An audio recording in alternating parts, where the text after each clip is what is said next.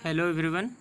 आज हम देखेंगे कंप्यूटर नेटवर्किंग से रिलेटेड क्वेश्चन जो कि एग्ज़ाम्स के लिए बहुत ही इम्पोर्टेंट हैं और ये क्वेश्चन बहुत ही बार रिपीट हुए हैं एग्ज़ाम में। सो वीडियो को लास्ट तक देखिएगा और अगर आपको वीडियो से रिलेटेड कोई भी क्वेरी होगी तो आप वीडियो को पॉज करके कमेंट बॉक्स में कमेंट कर सकते हैं।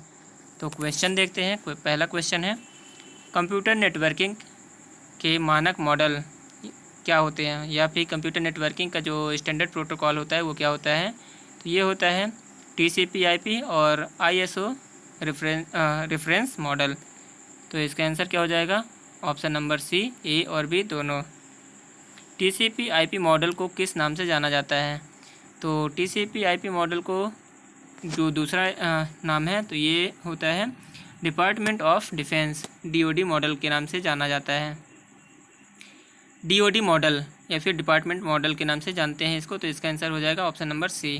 क्वेश्चन नंबर थर्ड है, ISO या फिर ISO OSI रेफरेंस मॉडल की परतों की संख्या कितनी होती है? तो ISO के जो मॉडल होता है उसमें परतों की संख्या कितनी होती है, ये क्वेश्चन आप याद कर सकते हैं। ये क्वेश्चन मोस्ट इंपॉर्टेंट है। इसका सही आंसर क्या हो जाएगा? 7 परतें होती हैं, 7 लेयर्स होती हैं। क्वेश्चन नंबर 4 है, ISO में जो प्रेजेंटेशन लेयर होती है उसका कार्य क्या होता है? तो उसका कार्य क्या होता है? डाटा डिस्क्रिप्शन, डाटा इनक्रिप्शन और डाटा कंप्रेशन, ये इसका कार्य होता है जो प्रेजेंटेशन लेयर होती है उसका। तो इसका आंसर क्या हो जाएगा? Option number D. डिलिमिटिंग या फिर जो डिलिमिटिंग और सिंक्रोनाइजेशन द्वारा डाटा चेंज या डाटा एक्सचेंज किस लेयर द्वारा प्रदान किया जाता है? तो जो ये लेयर करती है उसका नाम होता है session layer. Option number B इसका सही आंसर होगा। OSI का फुल फॉर्म क्या होता है? तो इसका सही आंसर क्या होगा? Open system interconnection. Open system interconnection OSI का फुल फॉर्म होता है। निम्न में से कौन सा एप्लीकेशन लेयर प्रोटोकॉल नहीं है? जो एप्लीकेशन लेयर प्रोटोकॉल इनमें से कौन सा नहीं होता है? तो TCP तो होता है, जो SMTP है, FTP है, HTTP होता है, लेकिन जो TCP होता है ये एप्लीकेशन लेयर प्रोटोकॉल नहीं होता है, ये इंटरनेट प्रोटोकॉल होता है। ऑप्शन नंबर डी सही होगा इसका। क्वेश्चन नंबर 8 है, एप्लीकेशन लेयर कौन सा सर्विस प्रदान करती है? तो एप्लीकेशन लेयर प्रदान करती है एंड टू एंड सर्विस को प्रोवाइड करती है। ऑप्शन नंबर डी का 8 का आंसर करेक्ट होगा। Option number B. Email application layer protocol का यूज़ करती है। जो ईमेल है ये किस प्रकार के एप्लीकेशन लेयर प्रोटोकॉल का यूज़ करती है? तो ये यूज़ करती है SMTP जो प्रोटोकॉल लेयर होती है उसका। क्वेश्चन नंबर 10 है, एक वेब पेज ओपन होता है तो एप्लीकेशन लेयर किसका यूज़ करती है? अगर एक वेब पेज ओपन होगा तो एप्लीकेशन लेयर किसका यूज़ करेगी? ये यूज़ करती है HTTP का। HTTP। अब इसका फुल फॉर्म क्या होता है ये आप मुझे कमेंट बॉक्स में कमेंट करके बताएं। क्वेश्चन नंबर 11 है, नेटवर्क लेयर मध्यवर्ती राउटर के माध्यम से खालिस्तान के लिए जिम्मेदार है। तो नेटवर्क लेयर किसके लिए जिम्मेदार होती है? तो ये होती है पैकेट फॉरवर्डिंग। पैकेट फॉरवर्डिंग के लिए जिम्मेदार होती है। क्वेश्चन नंबर 12 है, नेटवर्क डिवाइस का जो रिपीटर या पुनरावर्तक होता है ये OSI मॉडल की किस लेयर को ऑपरेट करता है? तो ये ऑपरेट करता है फिजिकल लेयर को या लेयर 1 को। फिजिकल लेयर या लेयर 1 को ऑपरेट करता है। इसका आंसर क्या हो जाएगा? Option number C. Computer networking का ब्रिज या OSI मॉडल की किस लेयर को ऑपरेट करती है? तो कंप्यूटर नेटवर्किंग का ब्रिज जो है ये यूज़ करता है डाटा लिंक लेयर या फिर लेयर 2 को यूज़ करता है। नेटवर्क डिवाइस का राउटर OSI मॉडल की किस लेयर को ऑपरेट करता है? तो नेटवर्क डिवाइस का जो राउटर है ये नेटवर्क लेयर को यूज़ करता है। डाटा कन्वर्जन और कोड ट्रांसलेटर के लिए कौन सी लेयर होती है? डाटा कन्वर्जन और कोड ट्रांसलेटर के लिए कौन सी लेयर होती है? तो ये यूज़ होती है presentation layer. Internet protocol version 6 या IPv6 का एड्रेस साइज़ कितना होता है? तो IPv6 जो होता है इंटरनेट प्रोटोकॉल वर्जन 6, इस पे जो एड्रेस साइज़ होती है वो होती है 128 बिट। इसको हेक्साडेसिमल नंबर्स बोलते हैं। क्वेश्चन नंबर 17 है, इंटरनेट प्रोटोकॉल वर्जन 4 का जो एड्रेस साइज़ है वह कितना होता है? तो ये होता है 32 बिट। 4 होता है 32 बिट, 5 होता है 64 बिट और 6 होता है 128 बिट। ट्रांसपोर्ट लेयर प्रोटोकॉल क्या है? तो ट्रांसपोर्ट लेयर प्रोटोकॉल होता है TCP और UDP। TCP और UDP ये होती है ट्रांसपोर्ट लेयर प्रोटोकॉल। TCP का फुल फॉर्म होता है ट्रांसमिशन कंट्रोल प्रोटोकॉल और UDP का फुल फॉर्म होता है user datagram protocol. Question number 19 है, कौन सा बाउंडेड मीडिया या टाइप्स ऑफ ट्रांसमिशन मीडिया के एग्जाम्पल हैं? कौन सा बाउंडेड मीडिया के एग्जाम्पल होता है? तो बाउंडेड जो मीडिया होती है उसका आंसर होगा कोएक्सियल केबल, वेब केबल या web guide, coaxial cable, web guide, fibre optics, ये सभी ही बाउंडेड मीडिया के एग्जाम्पल हैं। क्वेश्चन नंबर 20 है, बाउंडेड मीडिया को किस नाम से जाना जाता है? बाउंडेड मीडिया को किस नाम से जाना जाता है? तो बाउंडेड मीडिया को जाना जाता है, इसका आंसर है कहाँ है, बाउंडेड मीडिया को किस नाम से जाना जाता है? तो ये जानते हैं वायर्ड मीडिया और ट्रांसपोर्ट मीडिया, वायर्ड मीडिया और ट्रांसपोर्ट मीडिया के नाम से जानते हैं। तो इसका आंसर क्या हो जाएगा? माफ़ कीजिएगा, बाउंडेड मीडिया को किस नाम से जानते हैं? तो ये जानते हैं वायर्ड मीडिया और गाइडेड मीडिया। गाइड मीडिया होती है, इसका आंसर हो जाएगा option number D. LAN network कितनी डिस्टेंस तक वर्क करता है? तो जो लैन होता है इसका फुल फॉर्म होता है लोकल एरिया नेटवर्क। ये मैक्सिमम डिस्टेंस 2.5 किलोमीटर तक कार्य करते हैं। लैन टोपोलॉजी कितने प्रकार की होती है? लोकल एरिया नेटवर्क टोपोलॉजी कितने टाइप की होती है? तो ये मेनली 3 टाइप की होती है और इसके नाम क्या क्या होते हैं? तो ये होता है स्टार, बस और रिंग। स्टार, बस एंड रिंग। ये क्वेश्चन नंबर 23 ही है। तो क्वेश्चन नंबर 23 में दिया है लैंड टोपोलॉजी के शामिल नाम कौन कौन से हैं? तो स्टार, बस and ring, option number A. किस प्रकार की टोपोलॉजी के अंतर्गत सभी स्टेशन सेंट्रल स्टेशन को जोड़ने की वाली कड़ी पॉइंट टू पॉइंट हो सकती है? तो पॉइंट टू पॉइंट अगर करना है तो इसके लिए हमें स्टार यूज करना पड़ेगा। किस प्रकार की टोपोलॉजी होगी? तो ये टोपोलॉजी होगी स्टार टोपोलॉजी।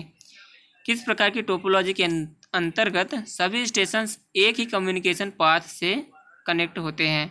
तो एक से ही कनेक्ट होने के लिए यूज होता है बस, या फिर एक ही रूट फॉलो करे? तो एक ही रूट फॉलो करता है कौन? बस टोपोलॉजी, ऑप्शन नंबर ए। एक संचार पथ या फिर सिंगल कम्युनिकेशन पाथ को क्या कहा जाता है? तो सिंगल कम्युनिकेशन पाथ को कहा जाता है रिंग। क्वेश्चन नंबर 27 है, किस प्रकार की टोपोलॉजी वृत्ताकार होती है और सूचना का प्रवाह या इंफॉर्मेशन फ्लो एक ही दिशा में होता है? तो अभी हमने देखा ये क्वेश्चन नंबर 26 का ही आंसर हो जाएगा और इसका आंसर होगा रिंग टोपोलॉजी। नेक्स्ट क्वेश्चन है क्वेश्चन नंबर 28, वर्क स्टेशन जिस मीडियम से सूचना के प्रसार के लिए नॉर्मल चैनल का यूज करते हैं वह क्या कहलाता है? तो इसका आंसर क्या हो जाएगा? Access method, option number B. Question number 29 है, CSMA/CD एक प्रकार का एक्सेस मेथड है, इसका फुल फॉर्म क्या होता है? तो CSMA इसका जो फुल फॉर्म होता है ये है carrier sense multiple access with collision detection. फिर से मैं आपको रिपीट कर रहा हूँ, ये है carrier sense multiple access with collision detection, ये है ऑप्शन नंबर सी। CSMA के अंतर्गत बस किस मोड में वर्क करता है? CSMA के अंतर्गत बस किस मोड में वर्क करता है? तो ये इसका आंसर क्या हो जाएगा? मल्टीपल एक्सेस के माध्यम से वर्क करता है, ऑप्शन नंबर ए करेक्ट होगा। क्वेश्चन नंबर 31 है, CSMA के अंतर्गत इंफॉर्मेशन फ्रेम के कोलिजन का पता किसके माध्यम से चलता है? तो इसका करेक्ट आंसर हो जाएगा ट्रांसमिटिंग नोड के माध्यम से होता है, transmitting node, option number B correct है। क्वेश्चन नंबर 32 है, टोकन पासिंग भी एक अन्य प्रकार का एक्सेस मेथड है, इसके अंतर्गत किसकी मदद से शेयर्ड मीडियम के में एक्सेस कंट्रोल होता है? तो ये होता है कंट्रोल टोकन के माध्यम से, ऑप्शन नंबर सी इसका करेक्ट है। क्वेश्चन नंबर 33 है, किस एक्सेस मेथड के अंतर्गत सभी नोड्स मिलकर एक रिंग बनाते हैं? तो ये एक्सेस मेथड है टोकन पासिंग के माध्यम से। टोकन पासिंग के माध्यम या टोकन माध्यम जो टोकन पासिंग है, इस मेथड के अंतर्गत सभी नोड्स मिलकर एक रिंग बनाते हैं। क्वेश्चन नंबर 34 है, नियमों के उस समुच्चय या सेट्स को क्या कहते हैं जो निर्धारित करते हैं कि एक नेटवर्क में जुड़े सभी नोड्स का एक दूसरे से संपर्क होना चाहिए। तो ये होता है कम्युनिकेशन आर्किटेक्चर। ये सेट को क्या कहते हैं? Communication architecture. क्वेश्चन नंबर 35 है, असमान मॉड्यूल्स के बीच इंफॉर्मेशन के संप्रेषण या कम्युनिकेशन या आदान प्रदान के लिए जिम्मेदार रूल्स क्या कहलाते हैं? तो ये रूल्स कहलाते हैं इंटरफेस। ऑप्शन नंबर सी इसका सही है। क्वेश्चन नंबर 36 है, समान मॉड्यूल के बीच संचार के लिए क्या कहलाता है? नियम को समान मॉड्यूल, असमान के लिए तो हम इंटरफेस बोल दिए, और जो अगर सेम हो गए इस मॉड्यूल के नियम को क्या बोलेंगे? तो इस मॉड्यूल सेम को प्रोटोकॉल बोलेंगे, और अगर सेम नहीं है तो उसको हम बोलेंगे इंटरफेस। सेम तो प्रोटोकॉल और सेम नहीं है तो interface. OSI open system interconnection model के अंतर्गत कई लेयर्स होते हैं, टोटल 7 लेयर होती है, हमने पढ़ा है। ओपन सिस्टम में मौजूद एप्लीकेशन के बीच सेमेंटिक या फिर सीमेटिक एक्सचेंज आदान प्रदान में कौन सी लेयर मदद करती है? तो यह लेयर होती है प्रेजेंटेशन लेयर। एप्लीकेशन के बीच संरचनात्मक अंतःक्रिया और संगठन के लिए प्रविधि प्रदान करने वाली लेयर का नाम क्या है? तो इसका नाम होता है सेशन लेयर। क्वेश्चन नंबर 39 है, डाटा ट्रांसपेरेंसी और विश्वसनीय स्थानांतरण के लिए जिम्मेदार लेयर कौन सी होती है? तो ये जो जिम्मेदार लेयर है ये होती है ट्रांसपोर्ट लेयर। क्वेश्चन नंबर 40 है, कंप्यूटर नेटवर्क के बीच संपर्क स्थापित करने के लिए एजेंट का नाम या एजेंट का काम वर्क एजेंट कौन करता है? तो ये होता है नेटवर्क लेयर। क्वेश्चन नंबर 41 है, कंप्यूटर नेटवर्क के बीच डाटा स्थानांतरण के लिए प्रोटोकॉल और वर्क एजेंट प्रदान करने वाली और एरर को पकड़ने वाली लेयर का नाम क्या होता है? तो ये लेयर होती है data link layer. Option number B correct है। क्वेश्चन नंबर 42 है, नेटवर्क कम्युनिकेशन माध्यम में डाटा के भौतिक संप्रेषण के लिए यांत्रिक विद्युतीय कार्यात्मक और प्रविधि संबंधित मानक निर्धारण के लिए कौन जिम्मेदार है? तो इसके लिए होता है फिजिकल लेयर इम्पोर्टेंट होती है। एक माइक्रो कंप्यूटर में एड ऑन कार्ड के रूप में किसे इंस्टॉल किया जाता है? तो एड ऑन कार्ड के रूप में इंस्टॉल किया जाता है नेटवर्क इंटरफेस यूनिट को इंस्टॉल किया जाता है। क्वेश्चन नंबर 44 है, एक या अधिक संसाधनों का नियंत्रण करने वाला समर्पित कंप्यूटर क्या कहलाता है? इसमें लैन के लिए दोनों ही सॉफ्टवेयर और हार्डवेयर लगे होते हैं, तो ये होता है server. Option number B correct होगा।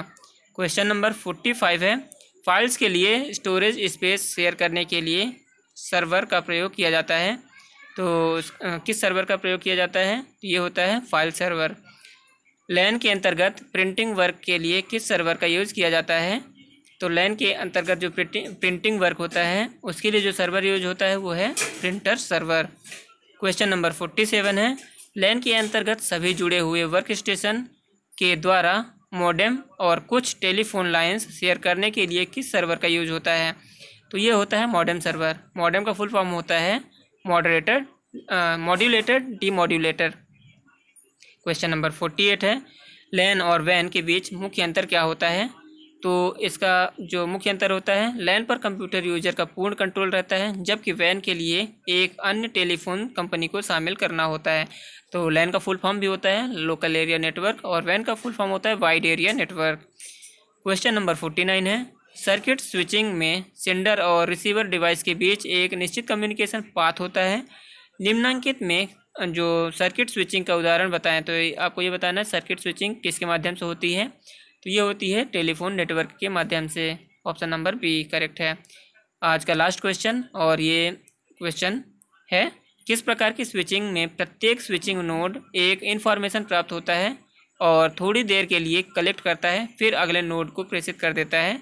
इस स्विचिंग में एक फिक्स्ड पाथ की ज़रूरत नहीं पड़ती है। तो ये कौन सा स्विचिंग जो नोड है? ये स्विचिंग नोड को बोलते हैं मैसेज स्विचिंग।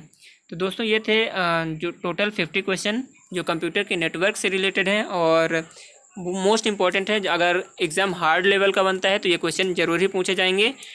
आपको ये वीडियो कैसा लगा आप मुझे कमेंट बॉक्स में कमेंट करके ज़रूर बताएं। वीडियो अच्छा लगा तो वीडियो को लाइक कीजिए, चैनल को सब्सक्राइब कीजिए अगर आप चैनल पर नए हैं और वीडियो को पहली बार देख रहे हैं। और वीडियो अगर अच्छा है और आप किसी और की मदद करना चाहते हैं तो वीडियो को शेयर कीजिए। Thank you so much.